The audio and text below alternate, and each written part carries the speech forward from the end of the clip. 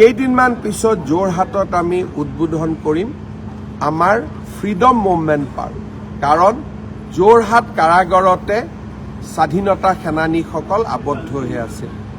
এই ধৰণে এটা সুবিশাল প্ৰকল্প আমি যোৰহাটতো নিৰ্মাণ কৰিছোঁ আৰু গোটেই অসমত লখিমপুৰত ষ্টেডিয়াম, ডিব্ৰুগড়ত ছেকেণ্ড কেপিটেল, শিৱসাগৰৰ ৰংঘৰৰ পৰিৱৰ্ধন, সৌন্দৰ্যবৰ্ধন, নগাঁৱত ডক্টৰ ভূপেন হাজৰিকাৰ নামেৰে আটকধুনীয়া প্ৰেক্ষাগৃহ প্ৰকল্প, এক গোটেই অসমতে অভূতপূৰ্ব সাংস্কৃতিক নৱজাগৰণৰ বাবে ৰাজ্য চৰকাৰে কাম কৰিছে।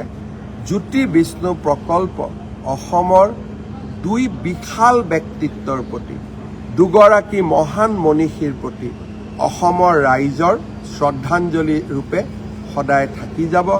বহুত বহুত ধন্যবাদ। আপোনালোকক অহাকালি 4 বজাত লগ পাম। গধূলি মই বটদ্ৰৱাত যাম। মহাপুৰুষ শ্ৰীমন্ত শংকৰদেৱৰ আৱিৰ্ভাৱ ক্ষেত্ৰখনো মই অকণমান ফেচবুক লাইভ কৰি আপোনালোকক দেখুৱাব যত্ন কৰিম। বহুত বহুত ধন্যবাদ।